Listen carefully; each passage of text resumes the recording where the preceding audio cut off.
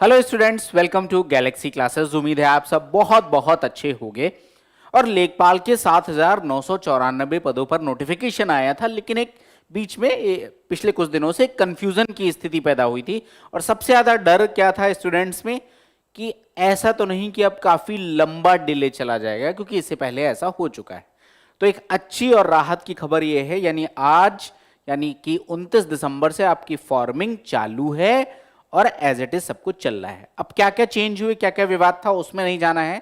कुछ कुछ चेंजेस हुए हैं जिनके बारे में मैं यहाँ पर डिस्कस करूंगा। उसी के बारे में एक नोटिफिकेशन यहाँ दे दिया गया था कि भैया 16/12 को आपका फॉर्म आया था, 29 तारीख से आपके सारे फॉर्म भरने हैं। उसमें कुछ यहाँ पर ऐसा चेंज नहीं है। 7,994 पद थे, एज इट इज है। अब यहां पर इन्होंने क्या कहा है कि भैया ये अनारक्षित यानी यूआर कैटेगरी के 3205 पद हैं, अनुसूचित जनजाति के 1679, और इस तरीके से कुल पद दिए गए हैं और ये परमानेंट वैकेंसी है, बाकी कोई चेंज नहीं है। अब जो चेंज है उस चेंज के बारे में मैं आप लोगों को यहाँ पे बता दे रहा हूँ कि भैया क्या है चेंज। तो जल्दी से हम लोग ज्यादा देख लेते हैं। आपको चेंज भी मैं बता दे रहा हूँ कि क्या एग्जैक्टली चेंज यहाँ पर हुए हैं। तो आपको ये एक फोटो दिख रही है कि भैया क्या हुआ है एग्जैक्टली। कि पहले थे 4,165 पद, फिर आरक्षण को लेकर कुछ विवाद था, लेकिन फाइनली एज पर जो भी रिजर्वेशन नॉर्म्स है उसके अकॉर्डिंग ये लाया गया।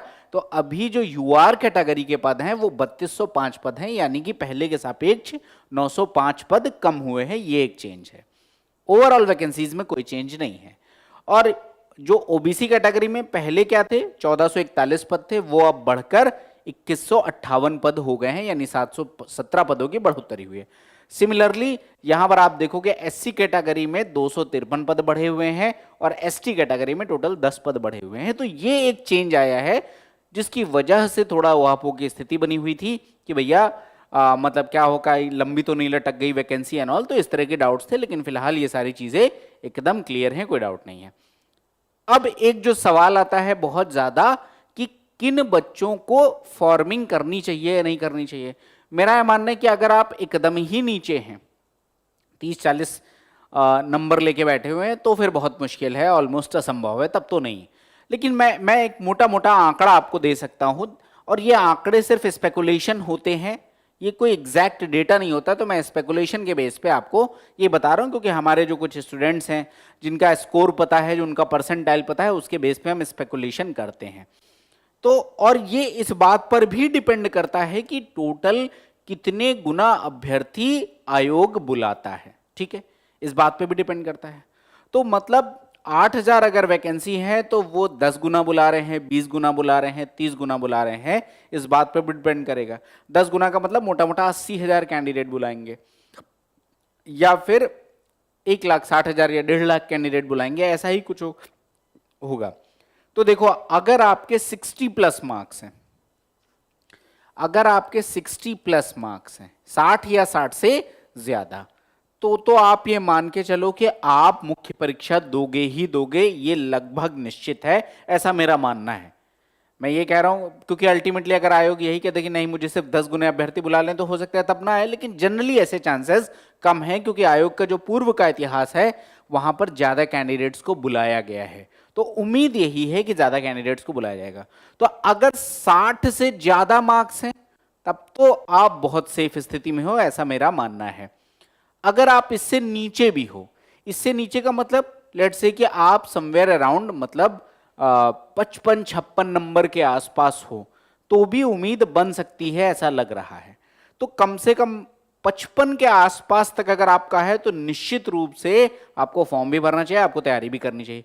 उससे भी एक दो नंबर नीचे हैं तो डेफिनेटली तैयारी करनी चाहिए। बाकी फॉर्म तो सारे कैंडिडेट्स को भरना चाहिए। ज़्यादा लंबा वीडियो इसी बात को मैं 20 मिनट में बताऊं ऐसा कोई प्लान नहीं है। तो मैंने इन शॉर्ट अपने अनुभव के बेस पे आपको ये सारी चीज़ें क्लियर कर दी हैं।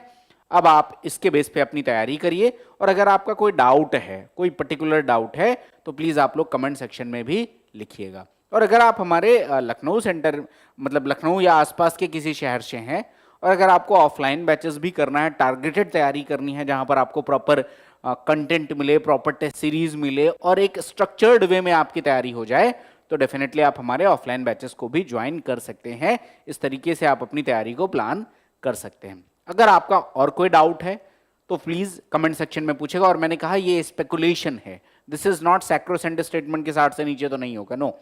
आपको भरना चाहिए मोटा मोटा। मैंने बताया कि अगर मतलब 30 गुने के आसपास अभ्यर्थी बुलाएंगे तो 60 से ऊपर वालों को तो बुला ही लेंगे, ये तब है। बाकी आयोग कितने कैंडिडेट्स बुलाएगा, कितने गुना अभ्यर्थी बुलाएगा, ये सारी चीजें आयोग के ऊपर ही निर्भर करती हैं। आई होप आपका सवाल का जवाब आपको मिल गया होगा। अब 29 तारीख यानी आज से आपके प्रॉपर फॉर्म भरे ही जाएंगे, तो आपको परेशान नहीं होना, प्रॉपर फॉर्म भरिए। लास्ट की डेट्स के लिए वेट मत करिए। मैं हर बार कहता हूं शुरुआत के 2-3 दिनों में अपने डाउट्स क्लियर कर लीजिए, उसके बाद अपने फॉर्म को भर दीजिए। और अगर फिर भी कोई दिक्कत आ रही है तो आप कमेंट सेक्शन में पूछ सकते हैं, हमारी टीम आपको उचित जवाब, जो एग्जैक्ट लॉजिकल आंसर होगा, अगर आपकी कोई पर्टिकुलर क्वेरी है रिगार्डिंग फॉर्मिंग, तो वो आप पूछ सकते हैं। तो मिलते हैं नेक्स्ट वीडियो में, और ऐसी और अपडेट्स के लिए आप गैलेक्सी क्लासेस को फॉलो करिए। थैंक यू एंड जय हिंद।